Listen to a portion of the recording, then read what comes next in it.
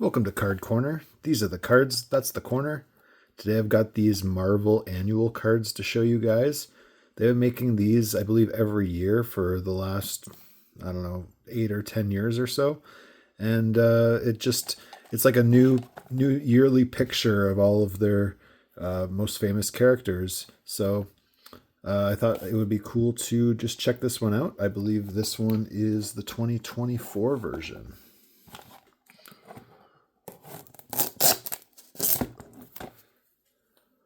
As usual, I'm hoping to get Magneto, Wolverine. I'm quite partial to the X-Men personally. But it looks like we can get Scarlet Scarab Rookie. We got Sam Wilson, the new Captain America. Sin Sinisters on the side there. I'd never heard of that person. And Blade on the back. Cool to get a Wesley Snipes card in a Marvel set, that's for sure. Alright, here's the cover. I think that's Mystique. We've got a Nightcrawler there, a couple of X-Men, and I don't know who that character is, but let's check him out.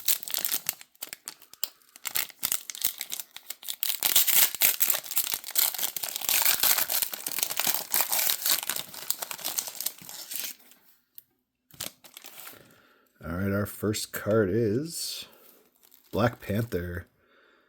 Definitely one of the more popular characters since the Black Panther movie came out a little while ago. Wakanda's transition to a democracy left T'Challa without a crown, but he refused to leave his people without a guardian, even though the Black Panther felt like a stranger in his own homeland. I always like when they do this, like, what do you call it? Like a rating chart for all their different skills. Looks like he is intelligent and employs a lot of fighting skills. Although, speed, that one seems pretty low considering his skills in the movies. Pretty good first card there. Next up, it is Sins of Sinister. Oh, I thought that was the character on the side here, but I think that is the like type of card it is. Looks like this is for the character Legion. When Mr. Sinister took over the world, Legion sealed himself away inside his own mind. From within his peaceful dream, Legion protected whomever he could. So as far as Marvel goes, I believe that I've watched more of the movies than read the comic books. I used to read some of the comic books as a kid, but ironically, it was the Fantastic Four was the ones that I seemed to like the most. And as years have gone on, they have not been very popular as far as the movies go. Here's that Sam Wilson card. Is it the same one? No, it's this one's the base card with his Captain America shield. His stats aren't very good. Sam Wilson allowed Black Panther to plant charges around the impossible city so long as there were no lives to be lost in the explosion. But would Wilson change his mind if the city itself were sentient? A sentient city. Alright, next up we get Talia Warroad. She's got short haircut there and looks like she's summoning some kind of spirit. Her stats aren't very good either. Ever since she was a child, Talia Warroad saw dead things, heard voices in her head, and could hurt people with a doodle. At 13, she ran away from home and joined the cult of Mephisto. She can hurt people with a doodle. All right, and our last card is Iron Man. Nice foiling look there. I always like it when they do this sort of half foil where the character is like not in foil, but then they got the foil behind them. It definitely makes the character pop, and I think that this card looks pretty good. That's for sure. Oh, it looks like this one is maybe like a parallel, shiny parallel. Tony Stark held out Emma Frost's inhibitor ring, begging her not to kill Fei Long. Fei Long, is that? Yeah. Stark needed more information on Stark Sentinels first. When Fei Long unexpectedly walked in, Stark faked a proposal. So it says blue there.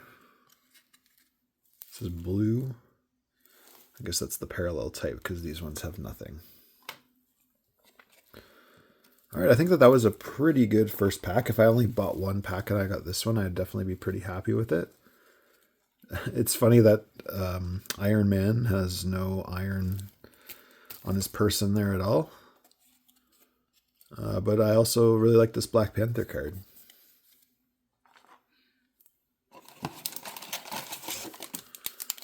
All right, next pack.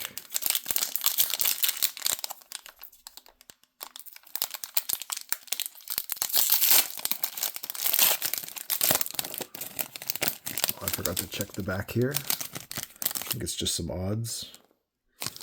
Silver Sparkle Parallel.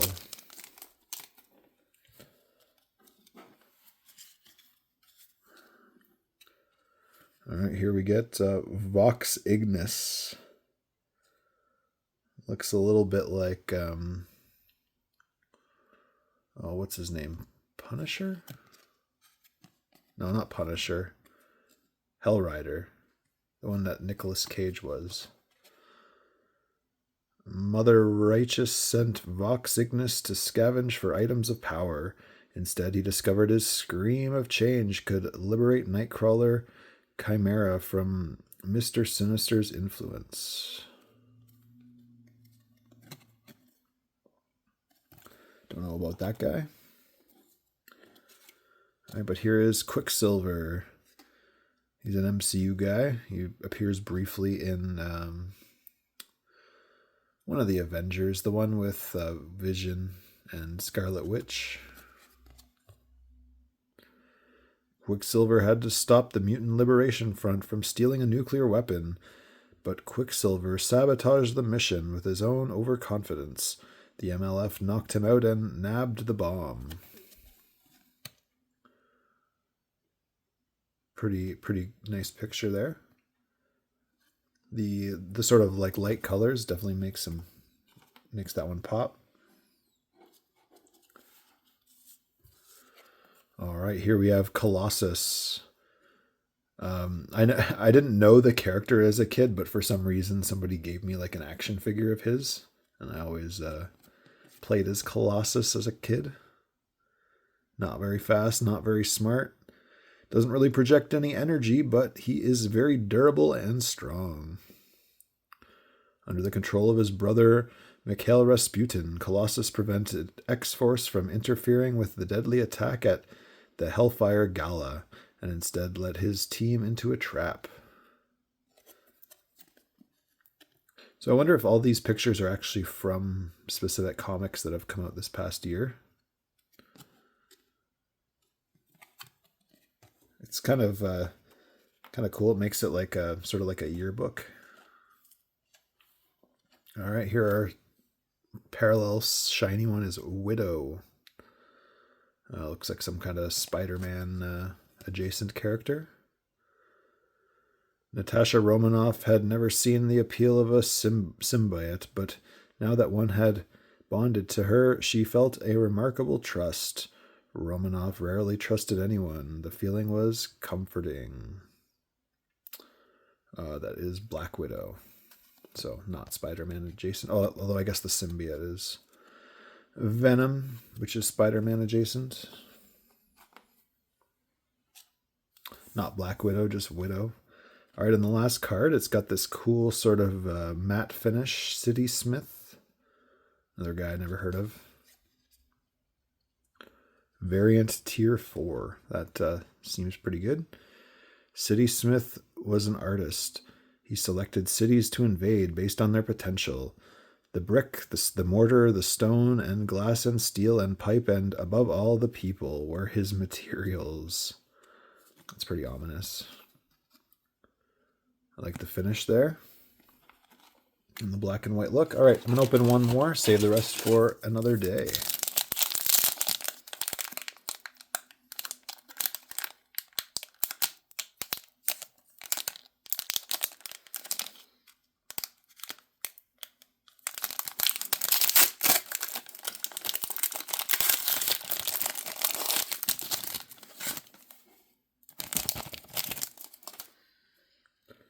All right, first up is Domino.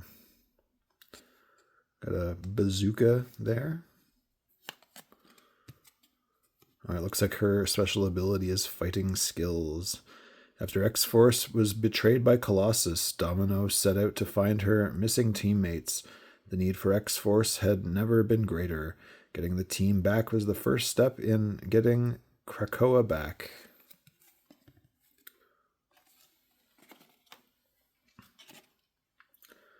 Here is Idol Alabaster. Pretty interesting character design there. Doesn't look like a human, looks like a Humpty Dumpty maybe. Idol Alabaster was the most eager city slayer of the Ashen Combine. She knew what gave her power and how to find it. Above all else, Idol Alabaster craved worship. She wanted to be worshipped. All right, here we get Wilson Fisk, I believe is Kingpin from Spider-Man. That's what he looks like. When Emma Frost became a refugee, she knew her money would be seized. She transferred her riches to a third party who shared her grievances. The new White King of the Hellfire Club, Wilson Fisk. I'm not 100% sure that is Kingpin, but I feel like if it's not, that's pretty lazy character designing.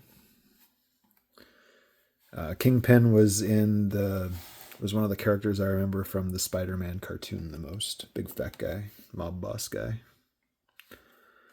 All right, here we get is I believe our first X-Men. I guess Colossus maybe is an X-Man, but here's Beast. He was always hanging upside down in the show. When Beast left Krakoa, he stole more than his memories. He took X-Force's entire headquarters. Inside the point, Beast used his clones of Wolverine to start a new program, Weapons of X. Wolverine clones. It's a pretty cool one. All right, and our last card of the day is... Ooh, it is like a shiny rainbow foil of Hellcat.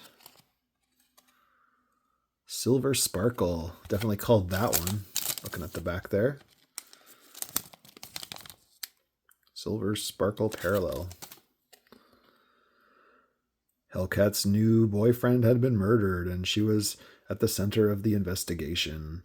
Though the details were fuzzy, Hellcat remembered fighting someone. But was it the killer or the victim? I don't know. All right, guys. That was pretty fun. I really like this contrast they got going between the Marvel Annual, which seems to be like all the most recent sort of Marvel stories. And then you've also got these Marvel Beginnings that I've opened before, which are like from back in the day. So I think that they've sort of got a good system here where they got the new and the old. Personally, I probably prefer these Marvel Beginnings just because it's like more suited to like the stories that I used to watch. And also typically the movies are stories from quite a while ago. They don't usually turn the current stories into Marvel movies, if ever at all. But I did have fun opening this one. Too bad we didn't get Blade. I think my favorite card, let's see, I like this Beast a lot. And I don't know the Citysmith guy, but I like that card finish. I wish that it was a character that I recognized. And I guess probably Tony Stark, one of these two shiny cards. Let me know which card you like the most in the comments. Was it this Iron Man, this Beast, or something else? Like this video if you had a good time. Subscribe if you want to see more card-related nonsense. This was Card Corner opening these Marvel 2023-2024 annual cards by Upper Deck. Take it easy.